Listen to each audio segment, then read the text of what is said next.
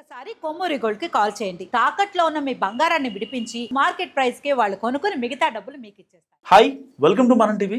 మనం టీవీ ఉన్నది మన కోసం. నేను మీ జర్నలిస్ట్ మనోజ్. సో గతంలో ఒక 10-15 ఏళ్ల క్రితం అమెరికా వెళ్ళిన వాళ్ళు అండ్ ఇప్పుడు అమెరికా వెళ్ళే వాళ్ళకి అంటే అప్పుడు వెళ్ళారు, ఇప్పుడు వెళ్ళారు. సో కొన్ని నిబంధనలు మారుతున్నాయి, అయినా సరే వెళ్తున్నారు, వస్తున్నారు, బిజినెస్లు ఇంకా స్టడీ పర్పస్ కోసం అన్ని రకాలుగా జరుగుతున్నాయి. కానీ గతంలో వెళ్ళిన వాళ్ళ మీద ఉన్న ఆ యొక్క ప్రత్యేక దృష్టి ఇప్పుడున్న వాళ్ళ మీద ఉన్నట్లు, పర్టికులర్గా ట్రంప్ తీసుకునే ఆంక్షలు. అసలు ఎందుకు ఇండియన్స్ అంత ఇబ్బందికి గురవుతున్నారు అమెరికాలో? మాట్లాడదాం. మనతో పాటు మనం టీవీ స్టూడియోలో యాడ్ అయ్యారు యశ్ బదులూరి గారు. నమస్కారం అండి. నమస్కారం. ఎందుకని అసలు ప్రత్యేకంగా ఇంతకుముందు వెళ్ళిన వాళ్ళు, అంటే ఒక 10-15 years బ్యాక్ వెళ్ళిన వాళ్ళ మీద మంచి రెస్పెక్ట్, మంచి గౌరవం ఉంటుంది. రీసెంట్గా వెళ్ళిన వాళ్ళు ఏదో అక్కడ వాళ్ళని ఇబ్బంది పెడుతున్నారనో, వీళ్ళు ప్రొజెక్ట్ చేసుకోవడం, మా అంటే ఒక వీడియో తీసి మమ్మల్ని ఇబ్బంది పెడుతున్నారంటాం. కానీ అక్కడ ఇమిగ్రేషన్ వాళ్ళు చెప్పేది ఏంటి? లేదు, వీళ్ళు ఒక చీప్ థింగ్స్ చేస్తున్నారు ఇక్కడ ఇండియన్స్, అందుకనే మేము వాళ్ళని ఇలా అనాల్సి వస్తుంది, వీసా గైడ్లైన్స్ మార్చాల్సి వస్తుందని చెప్పి మాట్లాడుతున్నారు. ఏంటి కరెక్ట్ ఏంటన్న అసలు? అంటే మీరు 80s వెళ్ళిన డాక్టర్స్ వెళ్ళారు, 80s డాక్టర్స్ వెళ్ళారు అమెరికాకు. ఇండియన్స్ అంటే డాక్టర్స్ అనే వాళ్ళు ఒక మంచి పేరు ఉండేది, మంచి గౌరవం ఉండేది. 90s 2000s అందరూ ఇన్ఫర్మేషన్ టెక్నాలజీ ఐటీ వాళ్ళు వెళ్ళారు, అందరూ డాక్టర్స్ కూడా వెళ్ళారు. కానీ ఐటీ వాళ్ళు ఎక్కువ వెళ్ళటం మొదలు పెట్టారు 2000 ఆ టైంలో, Y2Kలో. అక్కడంటే ఐటీ ఇంజనీర్స్ అనే గొప్ప, వాళ్ళని చాలా బాగా చూసేవాళ్ళు అనమాట. ఎందుకంటే వీళ్ళంతా ఇన్ఫర్మేషన్ టెక్నాలజీ, వీళ్ళంతా సాఫ్ట్వేర్ ఇంజనీర్స్ అని చూసేవాళ్ళు, మంచి నాలెడ్జ్, మంచి వాళ్ళు.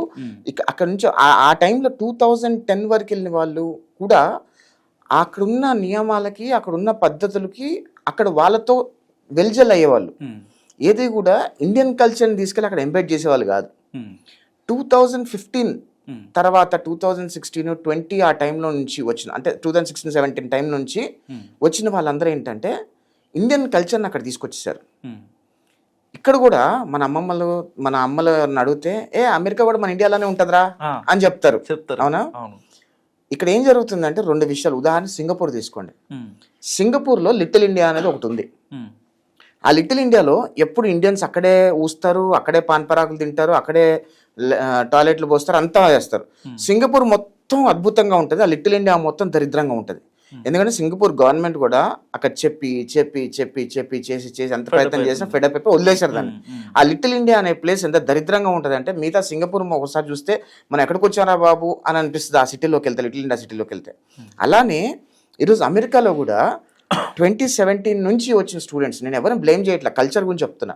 వచ్చిన స్టూడెంట్స్ అందరూ ఏంటంటే ఇండియన్ కల్చర్ని యాజ్ ఇట్ ఈస్గా అక్కడ రెప్లికేట్ చేస్తున్నారు. ఎట్లా? ఉదాహరణకి వినాయక చవితి 2015-2016 వరకు వినాయక చవితులు చేసిన ఏ రోజు ఊరేగించే వాళ్ళు కాదు.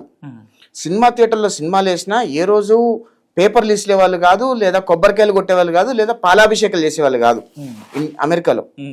17 తర్వాత 18 తర్వాత, మరీ ముఖ్యంగా 2020 తర్వాత నుంచి పవన్ కళ్యాణ్ సినిమా వచ్చినా, బాలకృష్ణ గారి సినిమా వచ్చినా, లేదా ఎన్టీఆర్ గారి సినిమా వచ్చినా, లేదా ఇంకెవరి సినిమా వచ్చినా, చిరంజీవి సినిమా వచ్చినా, దండలు, పాలాభిషేకాలు, టెంకాయలు కొట్టాలు, కేకులు కట్ చేయటాలు, మన థియేటర్లో మొత్తం పేపర్లు వేయటాలు.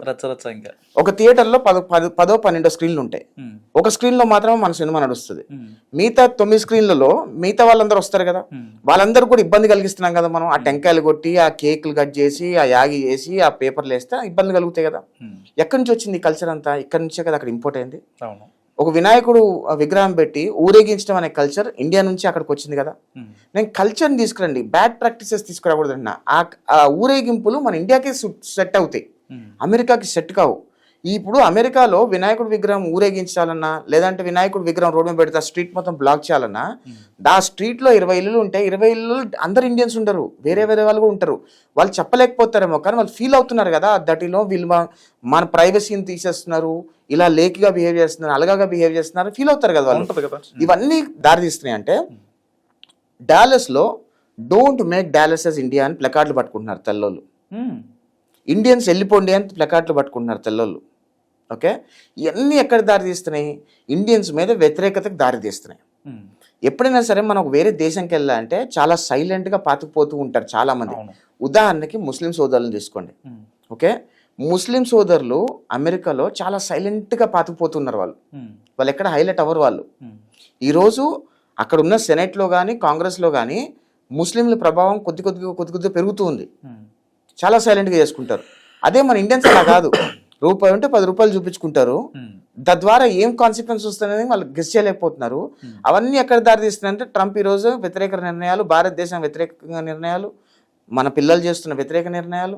మన పిల్లలు ఇక్కడ నుంచి మాస్టర్స్ చదువుకోవడానికి వెళ్ళిన వాళ్ళు మాస్టర్స్ చదువుకొని అక్కడ ఉద్యోగాలు వస్తే వైట్ కాలర్ జాబ్స్ చేసుకొని బయటికి రావాలి.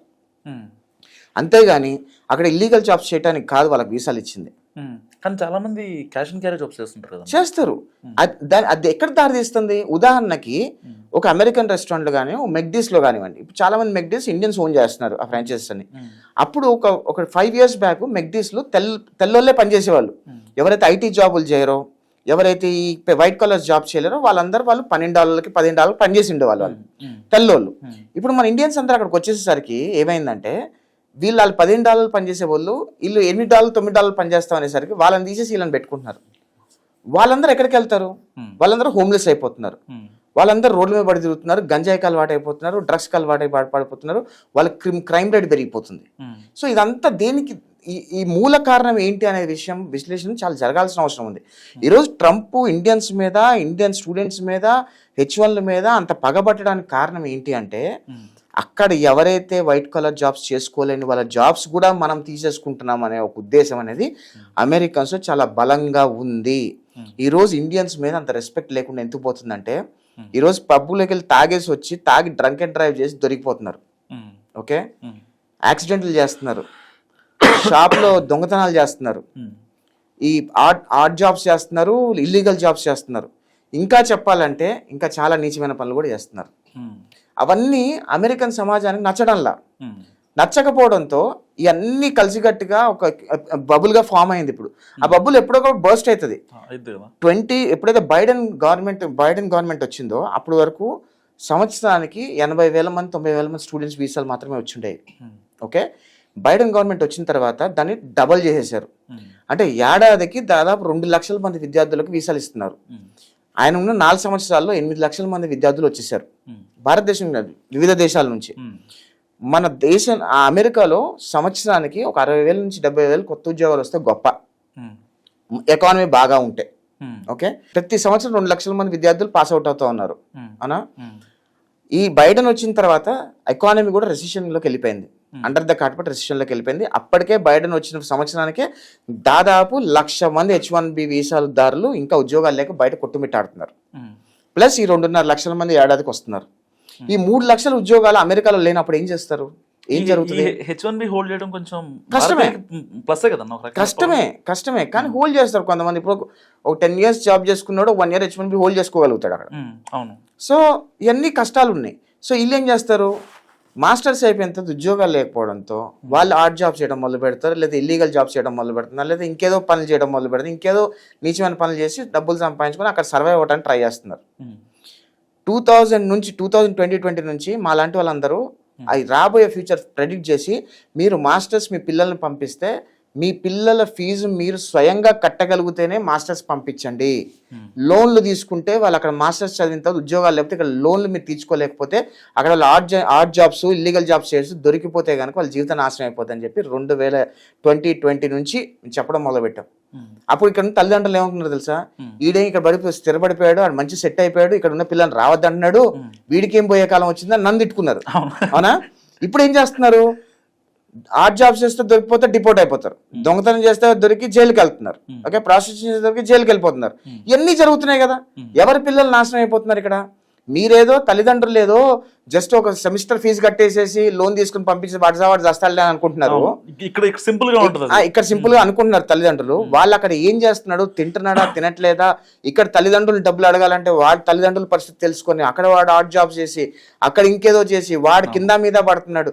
అదే ఇండియాలో ఇంకా చాలా మంచిగా బతకచ్చు. ఇక్కడ అదే డబ్బుకి లోన్ పెట్టాల్సిన అవసరం లేదు, ఏం అవసరం లేదు. శుభ్రంగా ఇక్కడ మంచి చిన్న స్టార్ట్అప్ చేసుకుని ఈరోజు మన ఇండియాలో చెప్పులు కుట్టుకునేవాడి దగ్గర నుంచి, మంగళోడి దగ్గర నుంచి, ఫేషియల్ చేసేవాడు, నెయిల్ ఆర్ట్స్ దగ్గర నుంచి, ఇంజనీర్లు, ఐటీ ఇంజనీర్ వరకు ప్రతి వాడు ₹1,00,000 సంపాదిస్తాడు యావరేజ్ గా.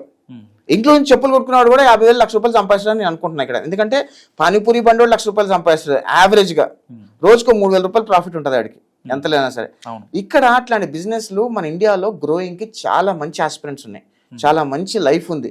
మన మీద ఇక్కడే స్టార్టప్స్ పెట్టుకొని ఇక్కడే తయారు చేసి మనం బయటికి ఎక్స్పోర్ట్ చేయడం ఇంపోర్ట్ చేయడానికి ఇండియన్ గవర్నమెంట్ అనేక రకాలుగా రాయితీలు అందిస్తుంది, చేయూతను కూడా అందిస్తుంది. అవన్నీ అందిపుచ్చుకొని మనం ఇక్కడికి వచ్చి ఇక్కడే మనం సెటిల్ అయ్యి ఇక్కడే మనం ఓన్ స్టార్టప్స్ పెట్టుకొని మనం డబ్బులు సంపాదించుకునే అవకాశం ఉంటుంది. నాకు తెలిసిన ఒక 5 years బ్యాక్ పాస్ అవుట్ అయిన కూడా కొత్త 3D కంపెనీలు పెట్టుకొని లగ్జూరియస్ వాల్ ఆర్ట్స్ పెట్టుకొని కార్డ్బోర్డ్ తయారు ఇతర డిఫరెంట్ కొత్త ఇన్నోవేషన్స్తో వాళ్ళు ఇక్కడ స్థిరపడిపోయారు. దే ఆర్ ఎర్నింగ్ గుడ్, మాకంటే బాగా సంపాదిస్తున్నారు వాళ్ళు. నెలకి ఎంతలైనా 7-8 లక్షలు సంపాదిస్తున్నారు వాళ్ళు, విచ్ ఇస్ రియలీ గుడ్ అనిపించింది నాకైతే. చిన్న ideas will make lot of flourishing life. అమెరికాలో ఇప్పటికైనా సరే మన వాళ్ళు ఆ ఇండియన్ కల్చర్ని అండర్ ద కార్పెట్ పెట్టి ఎవరికి కనపడకుండా మన కల్చర్ని మనం హ్యాపీగా లీడ్ చేసుకోగలిగితే మన లైఫ్ బాగుంటుందండి. ఇదే రకంగా పదే అమెరికన్స్కి నచ్చకుండా వాళ్ళని ఇబ్బంది పెట్టే ప్రయత్నము, వాళ్ళ జాబులు మనం తీసుకుంటామని వాళ్ళు అనుకునేలాగా తీసుకొస్తే కనుక మన లైఫ్ అనేది బాగుండదు అనే విషయం తల్లిదండ్రులు మరీ ముఖ్యంగా అక్కడ ఉన్న స్టూడెంట్స్ కూడా ఆలోచించాలని అందరూ అబ్జర్వ్ చేయాలి. ఆఫ్ కోర్స్ నిజంగా చాలా మంచి మెసేజ్ ఇచ్చారు. ఎందుకంటే ఇవాళ రేపు ప్రతి ఒక్క కొడుకుని కూతుర్ని అమెరికా పంపించి అక్కడ ఉన్న చదువులు చదివించి అక్కడే ఉంచాలి, అక్కడే పెళ్లి చేసుకోవాలి. అంటే మన చిన్నప్పుడు హైదరాబాద్లో చదివించి ఇక్కడ జాబ్ చేయించాలనేది ఉండేది.